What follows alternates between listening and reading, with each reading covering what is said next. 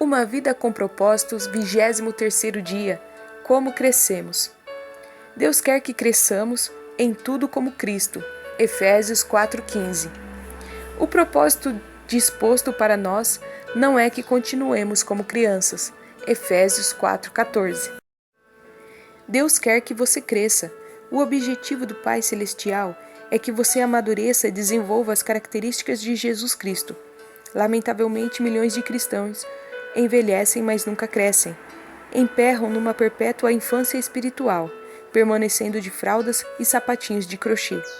O motivo é que nunca pretenderam crescer. Crescimento espiritual não é algo automático, é necessário que haja um compromisso voluntário.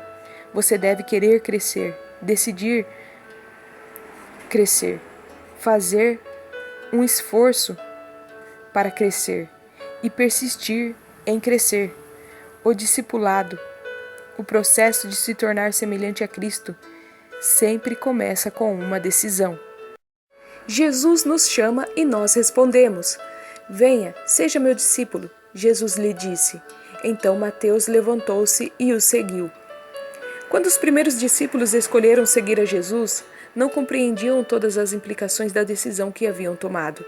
Simplesmente atenderam ao convite de Jesus. Isso é tudo o que você precisa para começar. Decidir tornar-se um discípulo. Nada molda mais a sua vida que os compromissos que você escolhe fazer. Seus compromissos podem desenvolvê-lo ou destruí-lo, mas de qualquer forma serão determinantes para você. Diga-me com o que você está comprometido e eu lhe direi aonde você estará em 20 anos. Tornamo-nos aquilo com que estamos comprometidos. É nesse estágio de comprometimento que a maioria das pessoas perde o propósito de Deus para a vida delas. Muitos têm medo de se comprometer com qualquer coisa e simplesmente ficam vagando pela vida. Outros assumem compromissos superficiais com valores conflitantes, o que leva à frustração e à mediocridade. Outros se comprometem inteiramente com objetivos seculares, como enriquecer ou ficar famoso, e acabam desapontados e amargos. Toda escolha tem consequência eterna. Logo, é melhor que você escolha sabiamente. Pedro adverte, e assim, já que tudo ao nosso redor se derreterá, que vidas santas e piedosas nós devemos viver. A parte de Deus e a sua parte. Tornar-se semelhante a Cristo é o resultado de fazer escolhas em conformidade com Ele, dependendo do seu espírito para ajudá-lo a consumar essas escolhas. Uma vez que tenha decidido seriamente se tornar semelhante a Cristo, você deve começar a agir de maneira diferente. Você precisa se livrar de alguns procedimentos antigos, desenvolver novos hábitos e intencionalmente mudar sua forma de pensar. Esteja certo de que o Espírito Santo o ajudará nessas mudanças. A Bíblia diz: ponha em ação a salvação de vocês com temor e tremor, pois é Deus quem efetua em vocês tanto o querer quanto o realizar, de acordo com a boa vontade dele. Esse versículo mostra as duas partes do crescimento espiritual. Ponham em ação e efetua em vocês. O ponhar em ação é o nosso dever, e o efetuar em vocês é o papel de Deus. Crescimento espiritual é um esforço de cooperação entre você e o Espírito Santo. O Espírito de Deus trabalha conosco e não apenas em nós. Esse versículo direciona aos crentes não é sobre como ser salvo, mas sobre como crescer. Não trata de trabalhar pela salvação, porque você não pode somar nada ao que Jesus já realizou. Quando põe em ação seu corpo, você se exercita para desenvolvê-lo, não para conseguir um corpo. Quando põe em ação sua mente para resolver um quebra-cabeça, você já possui todas as peças. Sua tarefa é juntá-la. Fazendeiros trabalham a terra não para obter, mas para desenvolver o que já possuem. Deus lhe deu uma nova vida, agora você é responsável por desenvolvê-la com temor e tremor. Isso significa levar seu crescimento espiritual a sério.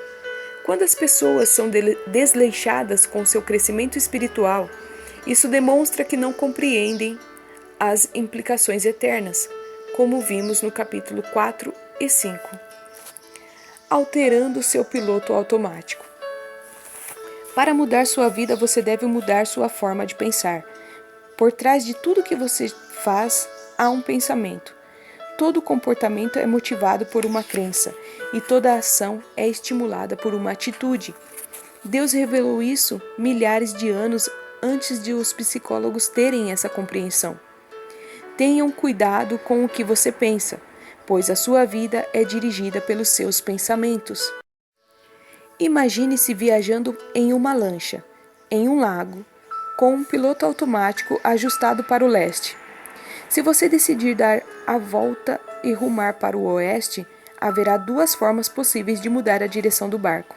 Uma forma é agarrar a roda do leme e forçá-la fisicamente a rumar para o lado oposto do ajuste do piloto automático.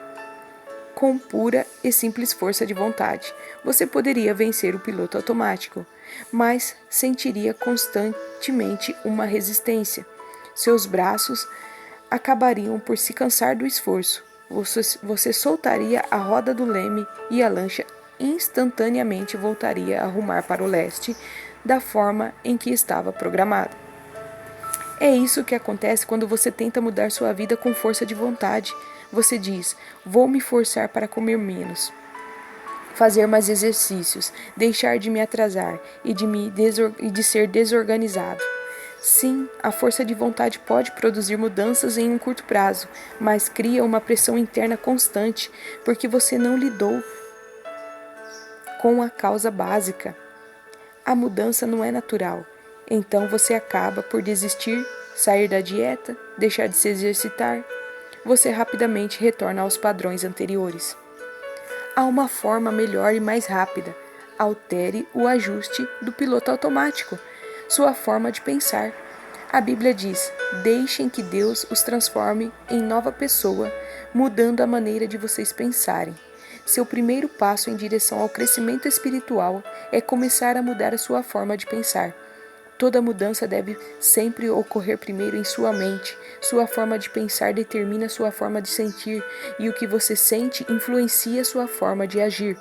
Paulo disse: deve haver uma renovação espiritual dos seus pensamentos e atitudes. Para ser semelhante a Cristo, você deve desenvolver a mente de Cristo. O Novo Testamento chama esse desafio mental de arrependimento, que em grego quer dizer literalmente mudar de ideia. Você se arrepende sempre que muda sua maneira de pensar, ao adotar a forma de Deus pensar. Sobre si mesmo, sobre o pecado, sobre Deus, sobre as outras pessoas, sobre a vida, sobre seu futuro e sobre tudo mais. Você assume a perspectiva e o enfoque de Cristo. Recebemos a seguinte ordem: tenham entre vocês o mesmo modo de pensar que Cristo Jesus tinha. Isso se divide em duas partes. A primeira metade dessa alteração mental é parar de ter pensamentos imaturos, os quais são egocêntricos e egoístas. A Bíblia diz: deixem de pensar como crianças. Com respeito ao mal, sejam crianças.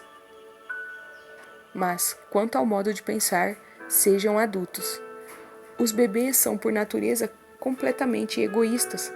Eles só pensam em si mesmo e em suas necessidades. São incapazes de dar, só conseguem receber. Isso é uma forma imatura de pensar. Infelizmente, muitas pessoas nunca crescem além desse tipo de pensamento. A Bíblia diz que o pensamento egoísta é a fonte do comportamento pecaminoso. Os que vivem segundo o próprio ego pecaminoso só pensam nas coisas que o seu ego pecaminoso deseja. A segunda parte da mudança que leva a pensar como Jesus é começar a ter pensamentos maduros, os quais se concentram nos outros e não em você mesmo. Em seu grande capítulo sobre o que é o verdadeiro amor, Paulo concluiu que pensar nos outros é a marca da maturidade. Quando eu era menino, falava como menino, pensava como menino e raciocinava como menino. Quando me tornei homem, deixei para trás as coisas de menino. Hoje, muitas pessoas presumem que a maturidade espiritual é a medida pela quantidade de informação bíblica e de doutrinas que conhecem, embora conhecimento seja uma das dimensões da maturidade. Isso não é toda a história. A vida cristã é muito mais do que credos e convicções. Ela inclui conduta e caráter. Nossos atos devem ser coerentes com nossa fé, e nossas crenças devem ser respaldadas por um comportamento cristão. O cristianismo não é uma religião ou uma filosofia, mas um relacionamento em um estilo de vida.